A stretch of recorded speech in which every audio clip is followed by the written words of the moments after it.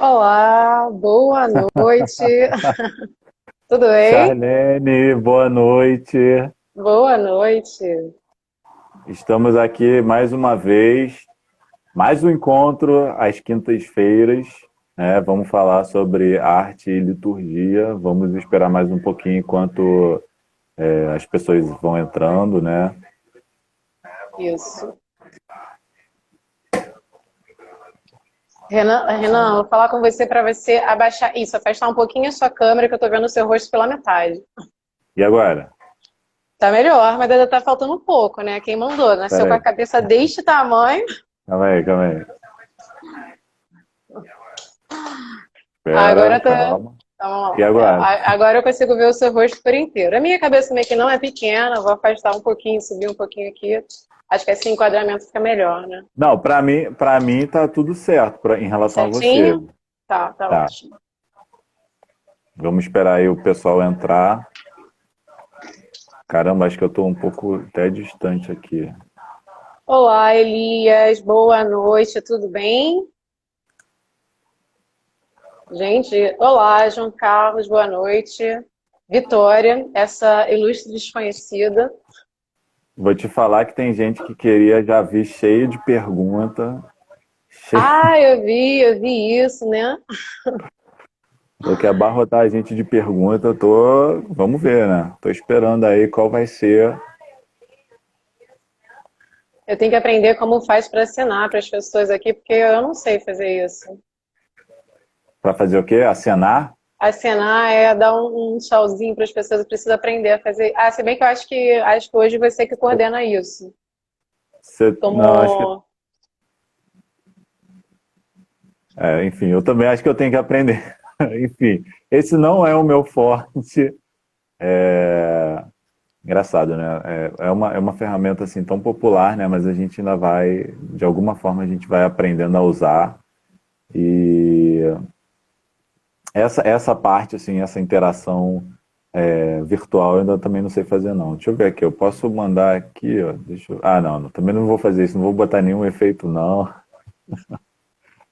eu acho bom você botar aquele com cílios, assim, sabe?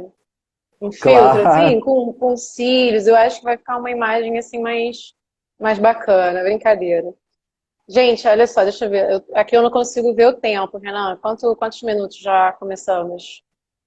Já estamos com 3h30. Eu queria saber só se está todo mundo ouvindo a gente bem. Então, por favor, coloquem aí, se for possível. Para Que mim aqui para a sua mim, imagem, seu áudio está ótimo. então tá ótimo, para mim também. Para mim tá ótimo. Ótimo. Carla aqui, ó. Acenei para Carla, tá vendo? Consegui Eu acho que fazer o. demora um tempinho, conseguiu um tempinho. Oi, Carla, tudo bem? Para o Instagram sinalizar lá a entrada. Oi, Walter, tudo bem? Pronto, já também Aquela pessoa tá. que entra nessa live, aí dá uma alegria e ao mesmo tempo assim multiplica o número de borboletas na sua barriga. Tudo bem? Bom, borboletas, nesse calor que o Rio de Janeiro tá fazendo, não sei como é que você tá sentindo aí, mas aqui tá brabo. Tá intenso, né? É bom, eu acho que os sinais externos já é um bom começo para a gente iniciar a nossa live hoje, né? Porque é por meio da sensibilidade que tudo começa, né? Então, nem tudo, né? Digamos quase tudo, assim, muitas das É, coisas. Então dá pra gente aproveitar muito essa sensibilidade, seja do calor, ou sei lá o que for, para daí a gente extrair frutos, né? Porque o homem que contempla pega uma semente, um vento e dali já transforma, eleva isso a voos mais altos, né? Renan, eu queria pedir uma coisa a você, que não estava no roteiro, mas, bem, somos, né, católicos, como cristãos, temos o ofício da oração, né? A oração, então acho que nós poderíamos começar essa live hoje fazendo uma oração, rezando Ave Maria, pedindo a sede da sabedoria que ela possa nos orientar, né? Para a gente compartilhar aqui da melhor forma possível, né? Esse serviço, né? Que nós estamos fazendo aqui. Serviço de apostolado, de educação, através da arte para a fé, né? Vamos lá? Exatamente. Vamos lá. Ave Maria, cheia de Ai, graça, o Senhor é o Senhor é convosco. convosco. Bendita sois Bendita sois vós, vós entre as mulheres, e bendito bendito é é o o fruto. fruto do vosso ventre, Jesus. Santa Santa Maria, Maria, Mãe de Deus, rogai rogai por nós, por nós, pecadores, agora e agora. na hora de nossa morte. Amém. Rogai por nós, Santa Mãe de Deus, Para que sejamos dignos das promessas de Cristo. Amém. em nome do Pai, do Filho e do Espírito Santo. Amém. Amém. Interessante você falar sobre os sinais, né? Sobre como esse mundo criado faz parte, né, do nosso roteiro mesmo de, de, de percurso, né, em relação à oração, em relação até a esse relacionamento que nós temos que ter com Deus, né? E muitas vezes as pessoas acabam se dispersando exatamente nesse movimento. E é uma das realidades que a gente tem que enfrentar. E vamos ver se a gente consegue abordar um pouco mais essa realidade hoje, né? Para aqueles que acompanharam o nosso último encontro, nós estávamos falando sobre arte e liturgia. E hoje nós vamos dar prosseguimento falando sobre um tema que é importante, tem, tem conceituação, mas tem aplicabilidade bem prática, né? É uma das formas que nós encontramos de nos relacionar com a possibilidade desse relacionamento com Deus, né? Então vamos lá, vamos falar um pouco sobre isso. Antes de mais nada, nós estávamos falando, Charlene, antes da gente, pensando nesse encontro e tal, eu e a Charlene, nós estávamos falando sobre a passagem do cego Bartimeu, né, Charlene? Isso. Muito bem. E a gente estava tentando fazer uma reflexão sobre o que extrair dessa passagem, né? Na verdade, é uma forma da gente, de alguma forma, tocar esse mistério, né? Mas com as faculdades, principalmente da inteligência, enfim. Você falou, Charlene, uma coisa, e eu queria que você repetisse aqui, da forma mais integral possível, que você falou para mim. Eu acho que é uma boa forma da gente começar esse encontro. Se todo mundo, eu acho que todo mundo aqui está bem consciente de que o cego Bartimeu é aquele cego que fica clamando a Jesus Cristo, né? E meio que ali as circunstâncias tentam sufocar esse clamor, né? Mas ele não desiste. Então, Charlene, por favor, fale para mim o que você falou, por favor. Então, pensando, né, na live, bem, eu, Renan, né, como todos aqui, a gente trabalha e faz um milhão de coisas. Então, quando a gente pensa numa live, a gente também pensa em incluir, não só no nosso estudo, mas na nossa meditação, na nossa vida de oração.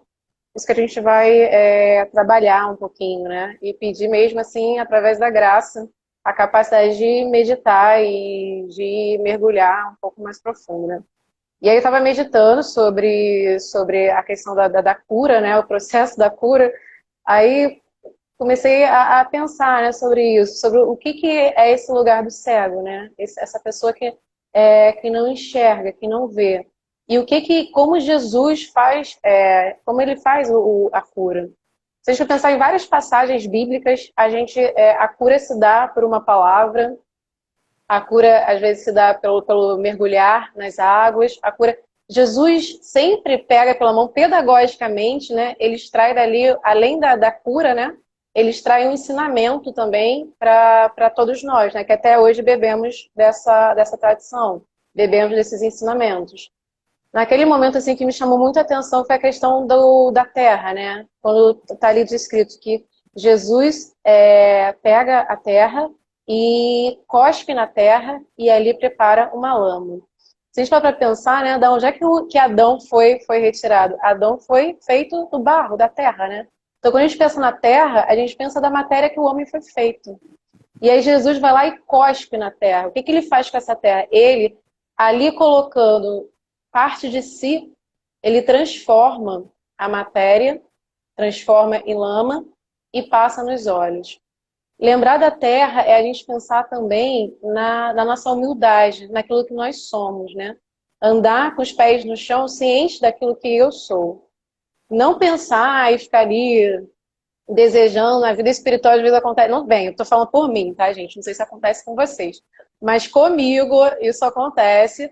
E às vezes a gente quer dar assim, um salto maior do que a perna. Ou então você, sabe, sente coisas e você já começa a pensar em coisas místicas, aí você lembra dos santos e tudo mais.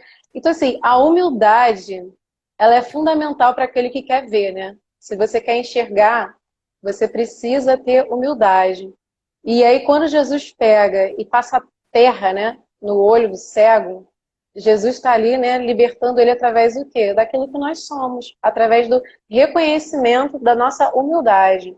Então, se a gente quer ver a Cristo, ver aquilo que nós somos, a gente precisa primeiro, né, se conhecer, tocar na nossa realidade. E a contemplação, ela entra nesse sentido, né? Porque contemplar para quê? Contemplar o quê, né? O que é contemplar, Renan? O que a igreja ensina para a gente sobre contemplação? Então, nesse momento que a gente faz essa reflexão inicial, né? Essa passagem é maravilhosa, realmente também me toca. E nesse relacionamento, né, nessa forma que a gente encontra de alcançar esse Deus, nós precisamos entender o que é a contemplação, né? A contemplação basicamente, né, dada as definições que o catecismo nos dá, a contemplação é um dos momentos ali, um dos graus de oração, né? Mas é um dos momentos em que nós temos o encontro, né, verdadeiramente com o Senhor.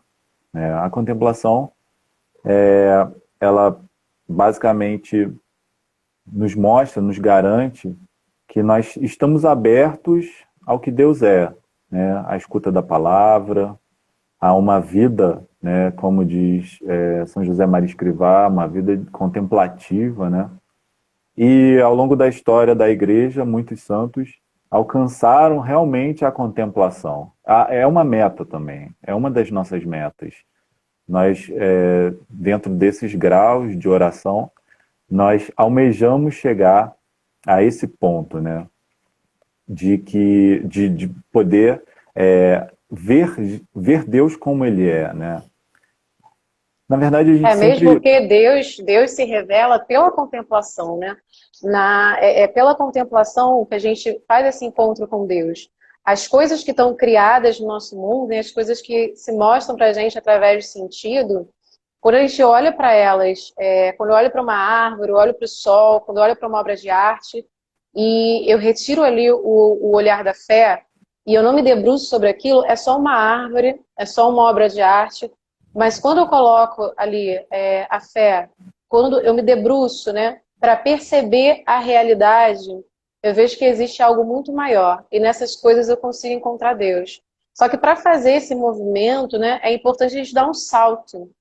E esse salto, para ele acontecer, nesse salto da contemplação, eu preciso estar aberto para isso, né? Eu preciso buscar essa verdade. E todo salto, ele precisa de um impulso, de uma força que me movimenta aí além. Quando a gente olha para o pássaro, né? Eu não sei, o Renan, né, para quem não sabe, ele tem uma vista maravilhosa lá, extensa.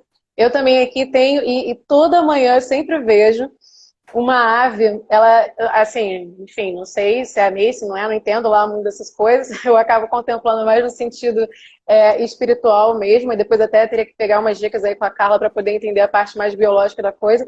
Mas assim, toda manhã, eu sei que assim, toda manhã eu acordo e vejo uma gaivota voando e reproduzindo os mesmos movimentos. Uma gaivota? Você Lá no consegue ver alto, uma sempre gaivota aqui? consigo ver toda manhã reproduzindo os mesmos movimentos.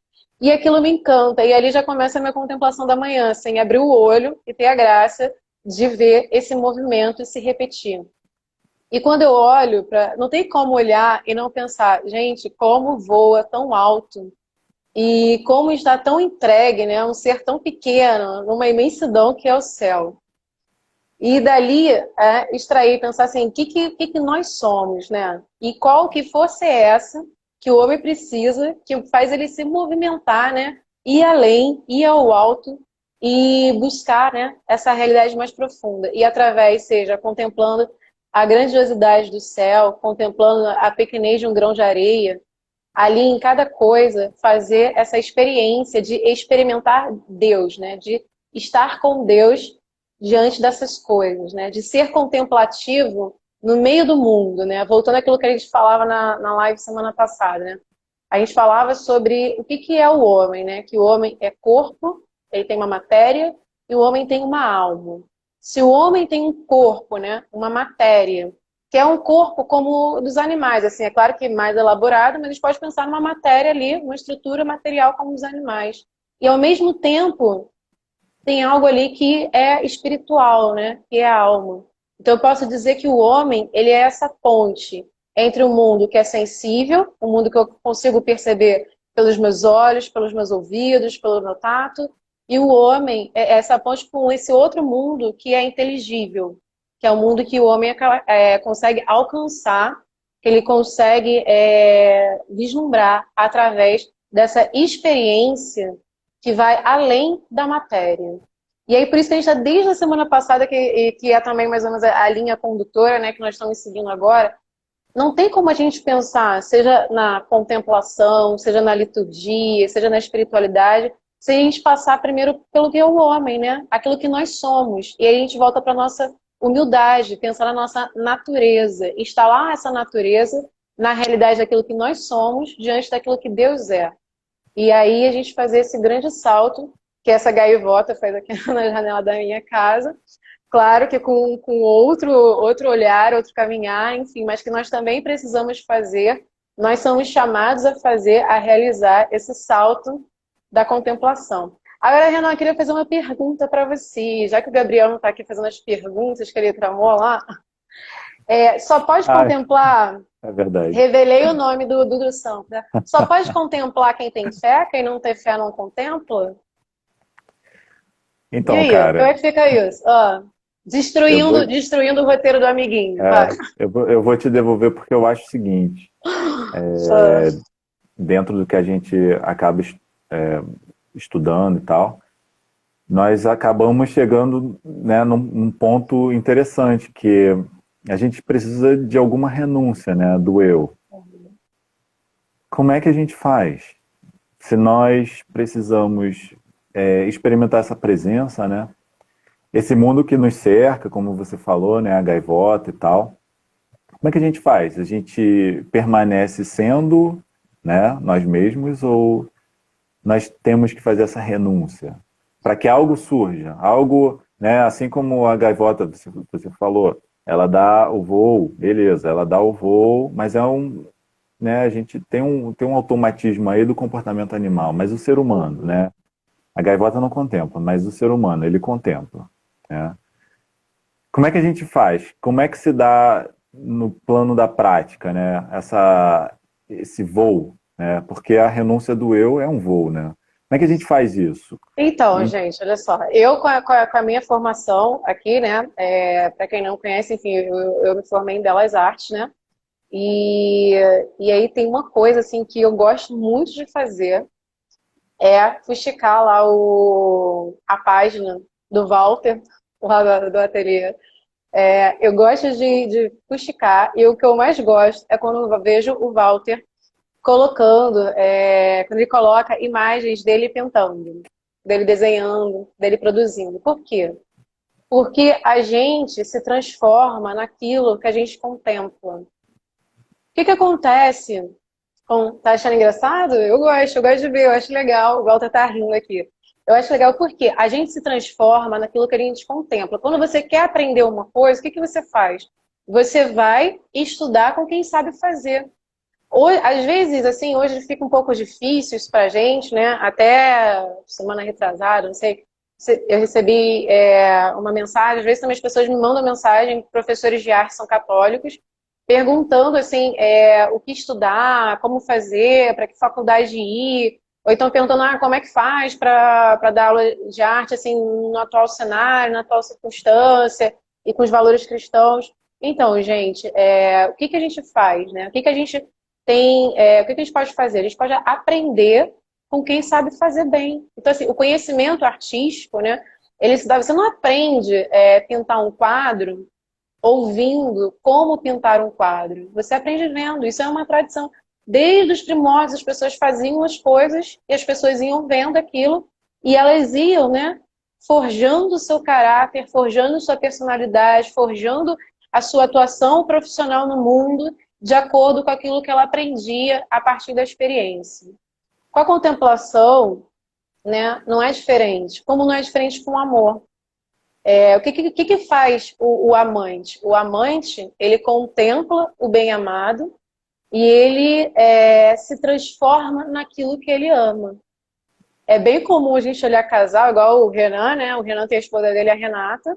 E aí, depois de anos, você vê as pessoas, assim, mesmo que elas sejam muito diferentes, elas começam a reproduzir. Às vezes a gente vê até nos traços, assim, no rosto, começa a ter ali uma semelhança, uma unidade que ela passa a ser visível, né? Apreensível através de sentidos. Por quê? Por essa contemplação, por essa unidade. Não tem como eu buscar ser parecido com um modelo de algo que eu não conheço e que está distante da minha realidade. E aqui, já que o tema maior da nossa live é arte e liturgia, entra uma coisa assim fundamental, tá? É muito comum a gente ver a busca por uma espiritualidade, por usar a arte, né? A usar a arte para que você possa crescer, trabalhar na sua sensibilidade, trabalhar essa relação com a beleza, para você alcançar Deus.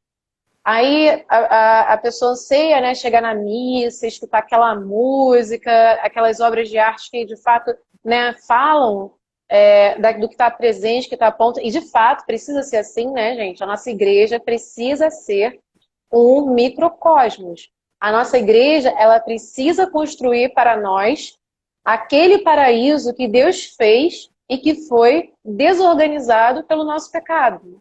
Então eu preciso entrar na igreja e preciso fazer essa experiência com a ordem. Eu preciso ali já experimentar o deleite do que será o paraíso. E como é que entra a questão da contemplação nisso? Essa contemplação que eu estou falando, essa relação de amor, de querer se semelhar com aquilo que se vê. Eu preciso estar disposto a abdicar daquilo que não me leva ao meu fim último e escolher aquilo que me leva aonde eu quero chegar. O que adianta eu ir para a igreja e eu buscar uma música sacra, sabe? O cantor lá, tudo muito erudito. Aí quando eu chego em casa eu fico ouvindo música mequetrefe, sabe? Fico ouvindo umas músicas horrorosas, sabe? Fico cantando umas coisas horrorosas. Sabe? Não tem como, gente. Assim, sabe? Nós temos que buscar uma coerência, uma unidade. É claro que nem para todos, né? Acredito eu que, para mim, não é. Esse lugar de unidade e de coerência não é um lugar de partida, né? Não é o lugar que nós buscamos, assim, é a luta de uma vida. Então, se eu quero contemplar, eu vou buscar com quem já sabe. E aí, assim, material maravilhoso é a vida dos santos, sabe? Se eu olho para a vida dos santos, e no meu caso, né? Se eu vou contemplar sobre a vida dos santos, eu preciso criar uma intimidade com aquilo. Como é que eu vou criar uma intimidade com aquilo? Eu vou buscar ler, eu vou buscar trazer o que for possível para o meu dia a dia, né? Por que trazer o que for possível? Porque também não dá para eu olhar para São Francisco de Assis e eu querer ser São Francisco de Assis na minha vida. Por que não dá? Porque eu sou charene. Se São Francisco de Assis só foi São Francisco de Assis... Você pode ser Charlene, né? Charlene de Assis também, né? Nunca se sabe. Não, mas olha só, É. São Francisco de Assis só foi São Francisco de Assis porque ele foi aquilo que ele foi chamado a ser. Eu posso ter uma relação de intimidade, buscar, eu vou aprendê-la com ele, vou aprender com ele. Mas ele não é o meu fim, existe algo maior que é o meu fim. E é nesse lugar que eu preciso ter bem claro o lugar onde eu quero chegar. Então, aprender a contemplar, aprender a se relacionar com a verdade, querer ser transformado, envolve uma renúncia. E que renúncia é essa? A renúncia dos meus vícios.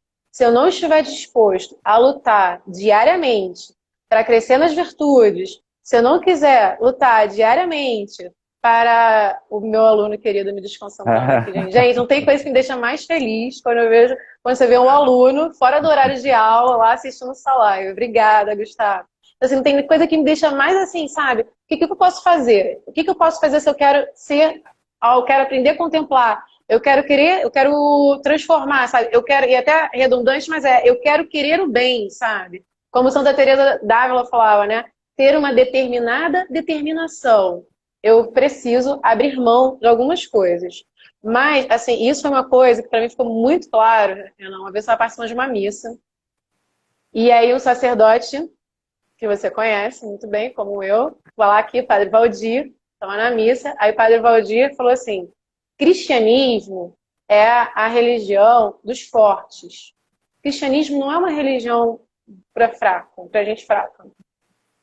Pode até ser, tipo, eu sou fraca no sentido assim, eu sou fraca, estou lutando, eu quero ser forte. Então, eu entro, né, participo dessa verdade e faço essa violência de me deixar ser transformada por essa verdade. Mas não é uma religião, porque é uma religião da cruz.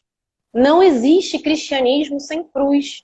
Não existe cristianismo, sabe, da prosperidade, cristianismo assim, entra para a igreja, você vai ganhar dinheiro. Gente, eu vou partilhar uma coisa aqui agora, né? Quando eu me converti, né? Eu tive um problema financeiro seríssimo, assim, seríssimo mesmo. E esse problema financeiro que eu tive, ele foi uma consequência da minha adesão à fé. Não foi assim, uma coisa tipo, aconteceu isso, não. Para eu ter uma coerência de vida, para eu viver aquilo que eu acreditava, eu precisava abrir mão de uma coisa. E para abrir mão disso, eu fiquei 8 meses da minha vida vivendo de acordo com a providência divina, de fato, assim. O que é viver de acordo com... Eu vivia de ajuda de vizinhos, de familiares, porque não tinha mesmo, assim, sabe? Não tinha salário. Estou falando isso para vocês no sentido de que há de ter renúncia. Tudo que a gente faz, né, o ser humano, ele tem livre-arbítrio, ele tem direito à escolha. E isso é maravilhoso. Toda vez que você escolhe ter alguma coisa, é porque você está abrindo mão de outra. Agora a questão é, o que eu vou escolher, né? Eu vou escolher de acordo com a minha vontade ou vou escolher de acordo com meus desejos? Que hora eu acordo, eu tô com calor e eu quero, sei lá, me refrescar. Hora eu acordo e reclamo porque tá frio demais e eu quero me agasalhar, sabe? É a minha vontade que vai determinar o meu caminhar Sim. ou são as minhas oscilações, os meus desejos, de acordo com os meus desejos primários, né, meus primeiros estímulos? A relação com Deus não depende dos nossos humores, né? Do nosso estado Não, de espírito, né? Agora, não eu mesmo. queria que você dissesse um pouco, ou partilhasse um pouco, como você estrutura, então, esse relacionamento próximo, íntimo com Deus, ou como você tenta fazer isso no seu dia a Como dia. você tenta, vamos ser sinceros, né? Como você Isso. tenta é mais Ou verdadeiro, né? como você planeja e espera que aconteça ao longo de Melhora. um dia.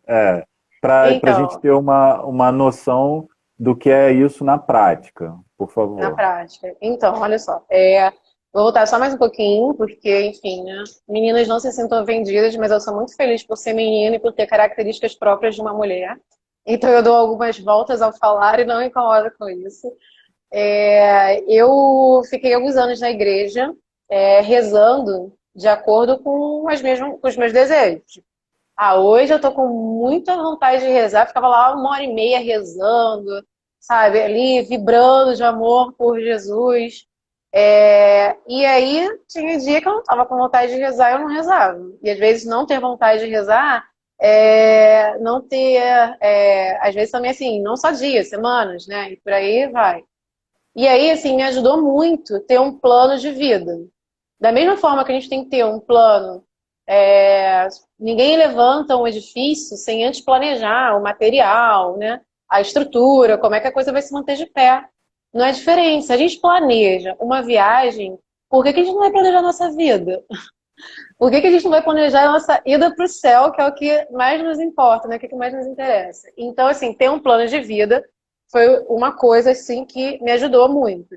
Me ajudou muito, gente, mas quando eu falo me ajudou muito, me ajudou a ser melhor do que eu era, tá? E eu ser melhor do que eu era não quer dizer que eu esteja numa situação melhor do que qualquer outra pessoa. Pelo contrário, não é. Só é ser um pouco melhor ou um pouco menos pior do que eu já fui algum dia. E a minha principal dificuldade sempre foi a questão da constância, por conta disso que a gente acabou de falar, né? De uma hora ir, outra hora não ir. Então, assim, ter um diretor espiritual foi algo determinante para que eu pudesse iniciar uma vida contemplativa. Quando eu estou falando aqui contemplação, não estou falando contemplação no sentido dos místicos, daquele, sabe, de pensar da contemplação da pessoa que ali chega a um grau de unidade, não é isso que eu estou falando, tá, gente? Bem, bem menos. É a contemplação no sentido de fitar o olho em Jesus e buscar encontrá-lo em todas as coisas. Seja quando eu ligo o meu computador para trabalhar, para dar uma aula, seja quando eu de fato estou na igreja lá, né? E o sacerdote levanta a Eucaristia e ali eu preciso ver Jesus. Então, assim, ter um diretor espiritual foi muito importante, porque ter alguém com quem eu pudesse abrir, né, rasgar meu coração, abrir a minha alma e falar, olha, eu sou isso aqui, sem máscaras, né? Eu sou isso aqui. E aí, procurar ações ao longo do dia, ações, coisas concretas, tá? Que possam trazer essa presença, me colocar na presença de Deus. Fazer oração mental, né? Ter um diálogo, ter um horário separado para conversar com Deus. Peraí, rapidinho. Oração mental. Como é isso? Você reza o quê? Então, na oração mental é aquele momento onde eu me coloco, eu como dizia, né, São João Maria Vianney, eu olho para o Senhor e o Senhor olha para mim. Eu me coloco na presença de Deus e converso com Ele. É um momento que é só dele e meu. Não é um momento. Pode começar por um Pai Nosso, pode começar por uma Ave Maria, pode começar por qualquer oração dirigida pela igreja, mas precisa ser um momento de intimidade. Eu, quando converso com você, Renan, assim, nós temos intimidade de amigos, né? Quando a gente conversa, eu não fico só recitando poemas, cantando músicas. Isso tudo é maravilhoso, que assim seja, né?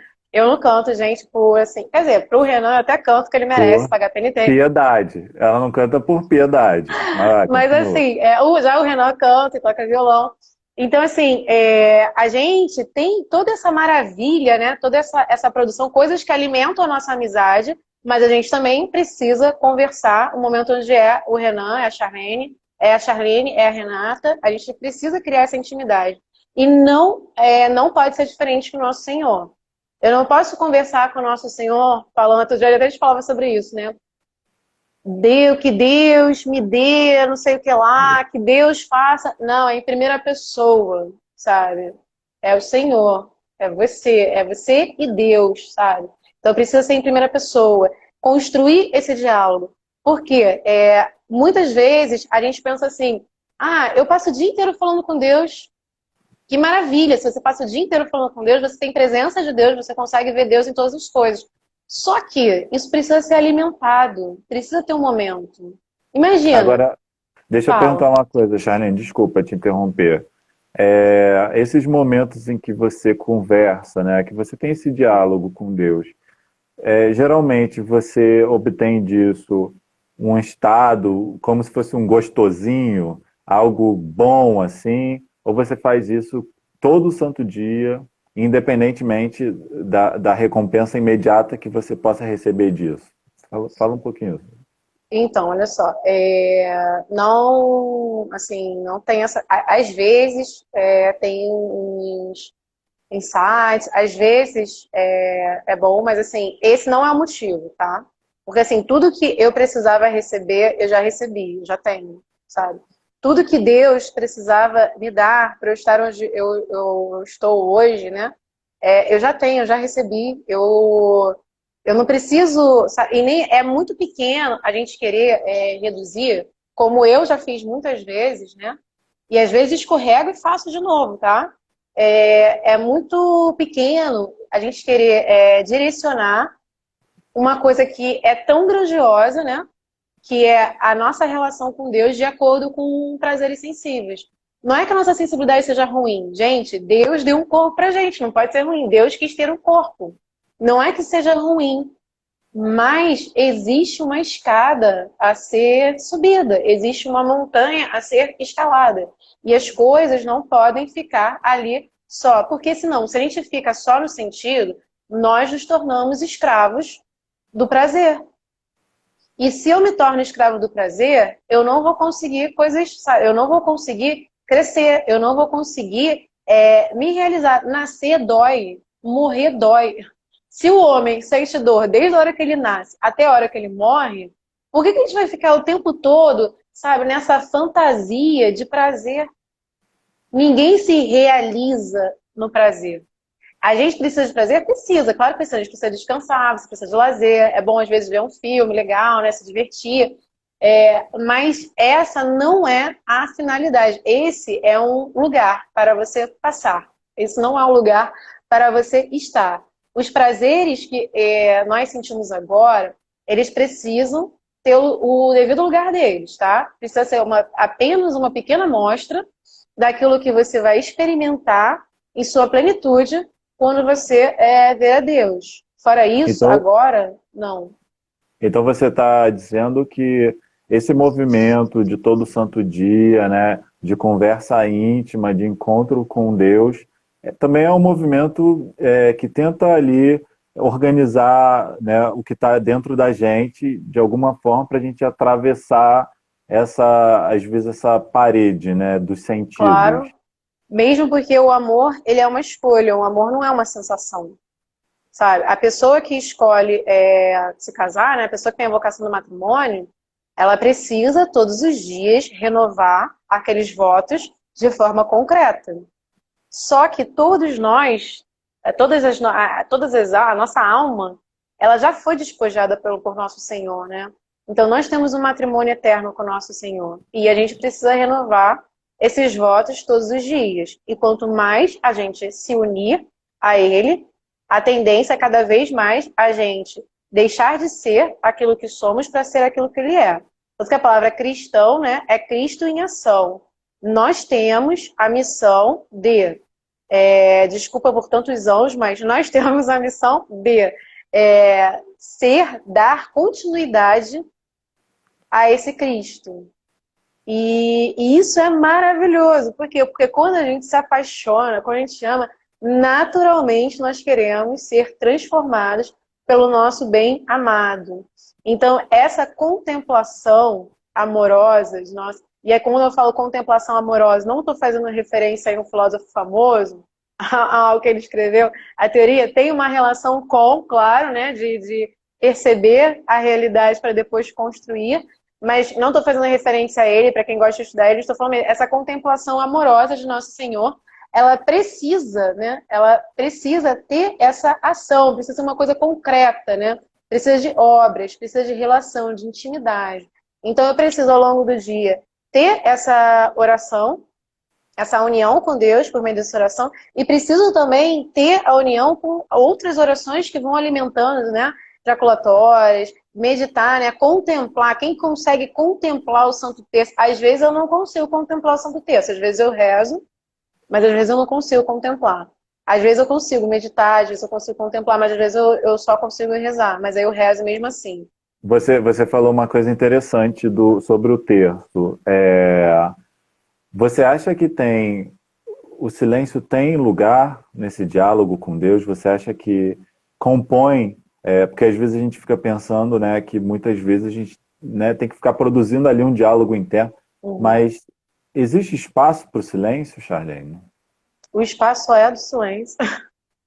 Tem que ter silêncio, sabe? O silêncio, não só, gente, o silêncio da boca, tá? O silêncio interior, aquele silêncio lá dentro. O silêncio é a porta de entrada para essa vida espiritual. Porque como é que você encontra uma voz no meio do barulho? Você precisa fazer silêncio para ouvir, você precisa escutar. Então, assim, é fundamental ter silêncio. Aí eu falo uma coisa, você aí agora que trabalha com liturgia, comentaristas, por favor, sabe? Na hora das Sãos Graças, não fiquem falando no microfone. Aquele silêncio é um silêncio sagrado. Às vezes eu fico rezando e às vezes eu tenho que rezar para não pecar na hora da missa, porque eu preciso de silêncio. A gente precisa de silêncio. A gente tem que ter tempo de silêncio, sabe? Não tem como. Então, São João da Cruz foi um homem que transformou, o Walter está aqui falando, transformou, assim, a minha vida. Eu não li tudo, né? Li um pedaço dele. E foi assim, ele transformou, sabe? Porque a gente tem que ter uma ordem, né? A gente tem que ter uma organização interna. Não dá para a gente pensar, né? Ficar ali, né, só na parte do delírio, a gente precisa ter uma ordem, a gente precisa se alimentar da tradição da igreja, para que a gente possa caminhar junto com a igreja, para que a gente possa crescer. E de São João da Cruz, aproveitando ali a fala do Walter, que mais, assim, de tudo, que para mim, assim, foi uma chave, foi um ditame espiritual, né, um escrito dele para as filhas espirituais dele, que perguntaram para ele, né, como fugir do pecado. Aí ele falou que tinham duas formas.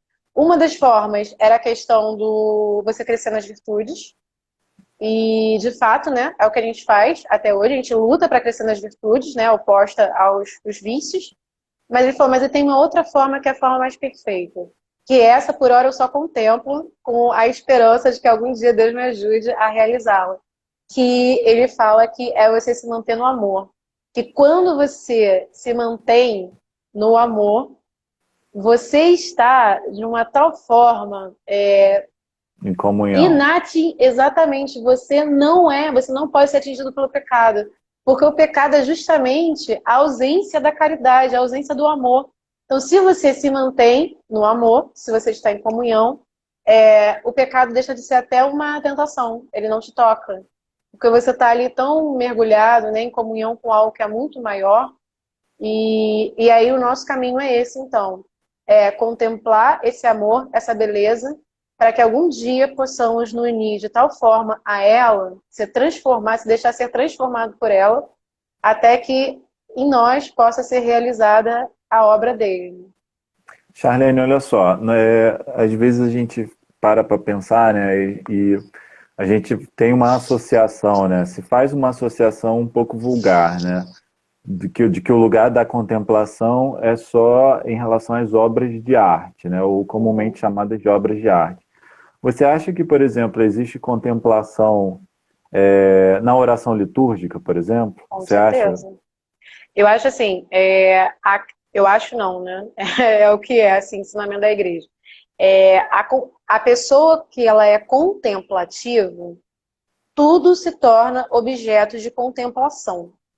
Quando você se transforma numa alma contemplativa, o mundo para você deixa de ser um caminho de queda e passa a ser um caminho de graça. E em tudo você encontra o caminho da salvação. Se a gente parar para pensar, né? Quando a gente olha, por exemplo, para a história de Adão e Eva e, em contraponto, o novo Adão e a nova Eva, que é Nossa Senhora e Jesus Cristo. Adão e Eva se fecharam, né? Os dois se fecharam no fruto, os dois, de fato, né? O movimento de se fechar por inteiro, ou seja, no coração, e o gesto de pegar o fruto, quando eles estavam no paraíso. E eles tinham tudo. Nosso Senhor Jesus Cristo abre os braços literalmente para abraçar o mundo e dar esse mundo a Maria, né, esse mundo por filho, né, nos dá como filhos, nos consagra a ela na cruz. e ela recebe esse mundo também de braços abertos no Calvário. Então, assim, ser uma alma, quando você desenvolve essa contemplação, tudo na sua vida se transforma no caminho, no objeto para você chegar a Deus. Até as dificuldades. Para falar a verdade, principalmente as dificuldades. Porque nas dificuldades você vai crescer, né? Você vai crescer com elas e você vai cada vez mais se aproximar. Se você fala que você ama Cristo, você olha para Cristo e vê o Cristo crucificado, como pode você não querer o mesmo, sabe? E aí a gente olha para São Pedro, né? Pensa assim, gente, eu me perguntava muito, né? Não sei se as pessoas pensam assim, Pedro conviveu com Jesus, Pedro sabia que Jesus era Deus, ele negou Jesus 3 vezes, como assim? Uma vez eu fiz uma exposição, né? E aí foi muito engraçado que eu tinha um colega de arte da faculdade, mas ele era a exposição do Vaticano, ele estava trabalhando, e tinha lá, né, uma sala dedicada a São Pedro, e aí ele, do jeito dele, não é católico, não é cristão, ele ficava assim, caracoles, eu andei, aí ele sabia que eu era católica, né? Ele falou assim, caracoles, eu andei pesquisando e vi que esse São Pedro era o maior vacilão, cara. Ele era amigo de Jesus, fazia amizade, fez amizade com as pessoas na cadeia, depois as pessoas eram mortas.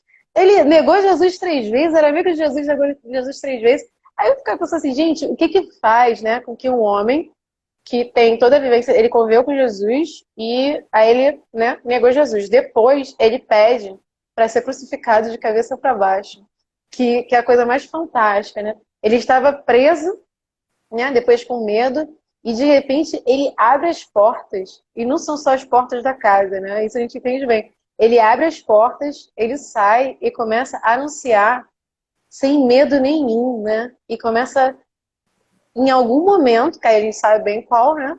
Aí vem a graça, vira a chave, e aquela pessoa que estava com medo e que estava preocupada em preservar a própria vida, não só dá a vida, mas dá por inteiro, e ainda diz, eu não sou digna, né, de morrer como o nosso Senhor morreu. E dá a vida por inteiro, sabe? Se entrega por inteiro.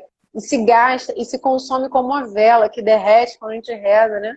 Gente, né, assim, algumas pessoas são mais agitadas, né, e às vezes tem dificuldade, eu sou um pouco agitada, às vezes, e aí tem dificuldade, assim, não tem, assim, um instrumento maravilhoso de exercício, sabe? Contemplar uma vela.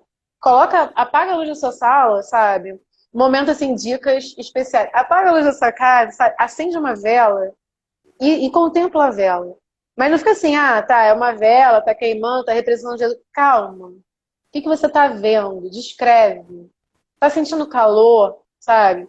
Tá vendo que é um objeto, que tem um pavio, um objeto tão simples, tão ridículo, né? Uma vela tão pobre, tão barata. E você acende e ele traz luz. Contempla, sabe, o calor da chama, sabe? Medita sobre o calor da chama. Aí você fez isso, aí você para e pensa, tá, isso é uma vela. É uma vela. O que a vela representa na minha vida, para mim? Tá. O que a vela representa? A vela representa a luz. O que se estabelecendo uma relação, fazendo essa ponte, né? Lembrando que você é a ponte entre o mundo sensível e o mundo inteligível. Vamos sair do sensível, vamos para o inteligível. O que a vela representa? O que essa luz representa? O próprio Cristo. Então, assim, quando a gente faz esse exercício com as coisas, e a gente se coloca diante das coisas, sem já ir construindo e atribuindo juízos, e já quer falar o que pensa, o que sente. Não, só olha, sabe? Quando você vai aprender a desenhar, é importante, é um exercício fundamental, você aprender a olhar.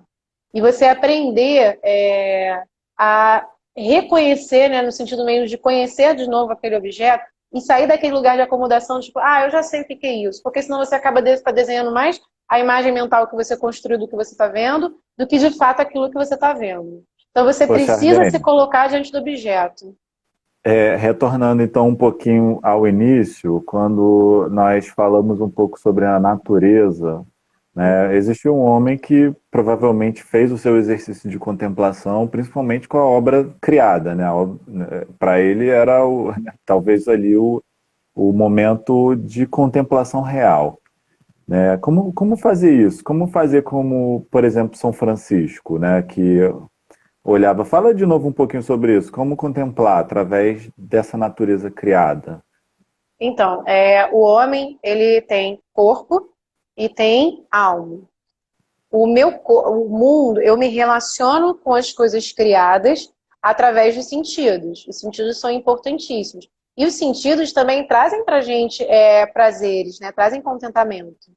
Quando eu me coloco diante do objeto, seja um objeto artístico, seja a natureza criada por Deus, eu começo a me relacionar, a me reconhecer dentro de uma ordem, né? Dentro dentro do universo. Faço parte, ou seja, eu estou inserida nesse universo. Eu não sou só um ser espiritual, eu faço parte e essas coisas estabelecem uma relação com aquilo que eu sou, que eu também sou uma criatura. Quando eu contemplo, quando eu faço esse exercício de olhar e de perceber, eu preciso perceber a natureza, eu começo a criar em cima dela, porque nós somos seres que criamos, né? Nós somos criativos. Não é uma realidade só do artista. A diferença é que o artista ele leva isso a um nível, pela sensibilidade, pela própria construção, pela educação dele, pelo potencial dele, vai levar isso num nível mais elevado. Então, quando eu contemplo, quando eu olho para uma realidade e percebo, eu começo a criar.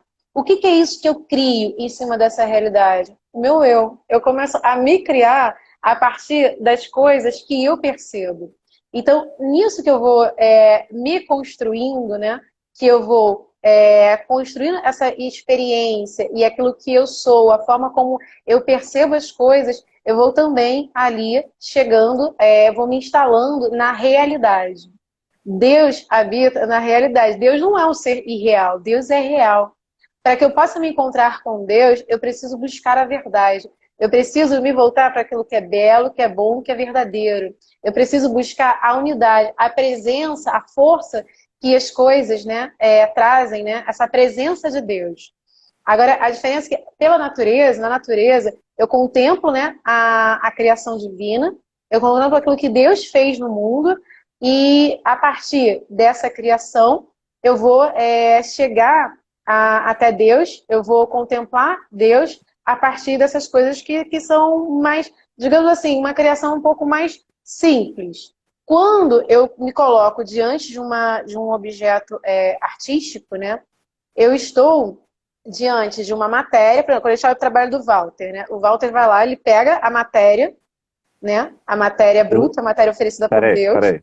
O Walter faz o quê? Ícones. Ícones, faz ícones. Pô, você não sabe? Como assim? Que Não é absurdo. isso. Eu preciso, né, preciso trazer essa realidade, esse dado de realidade. Você Tô está falando do brincando, tô Walter, nem brincando. todo mundo pode saber, né? Não sei. Quase, quase. E aí, olha, a gente, quando você pega, né? Ele pega essa matéria bruta e ele, numa ação similar, se aproximando ele numa cocriação, que é a matéria bruta criada por Deus, numa cocriação, ele vai transformar essa matéria bruta, ele vai elaborar ela, ele vai trazer para ela algo que é próprio de Deus, que é a beleza, para devolver para a beleza maior que é Deus. Eu estou errada, senhor Walter? O voo foi muito alto? Então, assim, quando a gente contempla diante de uma obra artística, eu estou contemplando diante de... foi um elemento que foi percebido, ele foi transformado pela mão do homem de algo que veio de Deus e que volta para Deus, né, que é para Deus, e ali nessa transformação há uma criação que o homem contempla, que ele medita sobre a ação de Deus e sobre a ação do homem.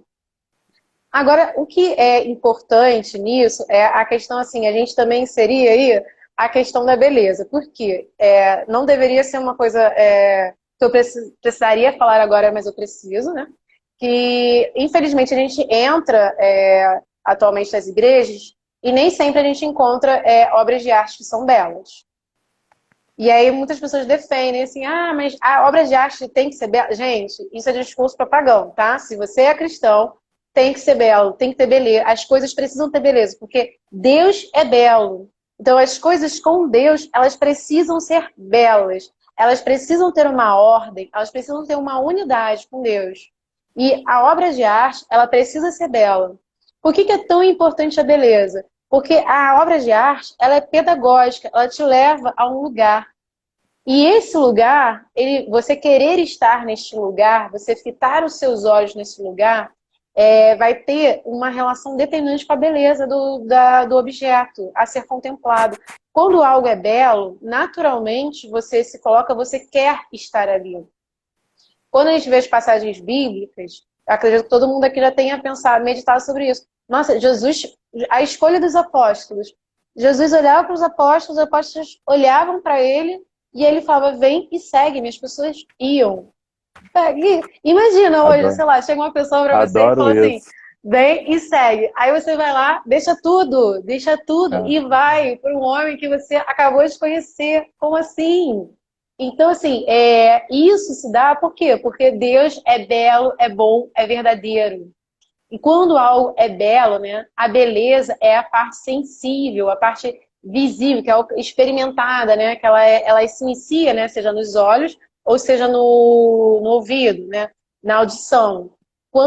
Que são, né, se a gente parar para pensar, os sentidos mais importantes na nossa educação, na nossa relação com o mundo. Primeiro a visão e depois a audição. E a beleza, ser belo, está restrito a esses dois campos de apreensão, pelos olhos e pelos ouvidos. Você não fala, quando você fala que a comida é bela, é pelo que você vê na comida, não pelo sabor da comida, né? Você não toca em algo macio e fala que é belo. Não, a beleza é aquilo veio que escuta. Quando algo é belo, você se sente atraído àquilo, você quer estar naquele lugar. Quando uma obra de arte sacra, ela é bela, e ela é uma obra que ela tem uma presença, ela tem uma unidade entre a forma e o conteúdo, né, que ela apresenta, como é o caso dos ícones. Quando eu tenho uma obra que ela tem essa unidade, ela ganha uma força de presença. Que presença é essa? A presença de Deus. Então, eu não olho para a obra de arte, quando eu olho para um ícone, eu não fico assim, quem foi que fez esse ícone? Nossa, que coisa tecnicamente bem feita. Eu naturalmente entro num processo de contemplação, porque aquilo foi feito para isso. E é uma arte que tem uma força e tem uma presença que traz a presença de Deus. Diferente, e aí agora acho que é uma coisa assim mais polêmica, enfim, não sei, eu digo mais polêmica, no sentido que nem todo mundo concorda com isso, mas, enfim, as pessoas têm, normalmente quando elas vão falar assim de criação bela dentro da igreja, elas usam a Capela Sistina como uma referência. Gente, a Capela Sistina, ela é um templo do corpo. Ela não é um templo de Deus. A obra de arte que está lá, a obra de arte que Michelangelo faz, eu não estou falando que Michelangelo é um artista ruim, que ele tem uma técnica ruim, não é nada disso. Mas obra de arte não é só técnica. E obra de arte sacra vai além, tem que ter espiritualidade. Eu até participei há pouco de uma mesa, aí eu fiz uma pergunta um pouco, porque eu estava gostando muito da palestrante, né? E aí eu perguntei para ela assim, se só para fazer obra de arte sacra podia ser só artista, só uma pessoa que tivesse uma espiritualidade, porque na história da igreja a gente já viu várias pessoas que não eram religiosas e faziam obra de arte. E aí ela falou, e foi perfeito que ela falou, certíssimo, que para fazer obra de arte sacra tem que ser católico, sim. Você tem que ter uma espiritualidade. Para fazer obra de arte maravilha. religiosa, Charlene, não precisa, Charlene, tá? Charlene, olha só, o nosso tempo, Gente, infelizmente, vai se esgotar. Vai se esgotar. Nós precisamos retomar esse assunto no próximo encontro, né? Desenvolver um pouco mais, falar sobre algumas dúvidas práticas, inclusive alguns elementos técnicos, né? E a gente pode já de antemão já combinar de retomar exatamente desse ponto, que está muito interessante. Eu acho que você desenvolveu o tema de uma forma brilhante hoje. Tivemos pessoas aqui dizendo que você estava de cinto de segurança. Realmente, acho que você voou com o Espírito Santo. Então, eu agradeço por você ter participado aqui e a gente vai se encontrar na próxima quinta-feira, às 21 horas também, porém aí na conta da Charlene. Então, tá. todo mundo que esteve aqui hoje, se Deus quiser, e que se tiver interesse também, por favor, estejam com a gente na próxima semana, à quinta-feira. Muito obrigado, Charlene. Tchau, tchau. Fiquem com Deus. Até a próxima semana. Um beijo a todos. Tchau. Você tem 10 segundos aí. Vai Então, cair as pessoas ela. estão pedindo para abrir outra. A gente vamos aprender a esperar, a viver as coisas no tempo certo. Semana que vem teremos outra live e aí a gente Isso. começa pela contemplação e aí a gente segue. Peço dicas, mandem dicas Tchau. pra gente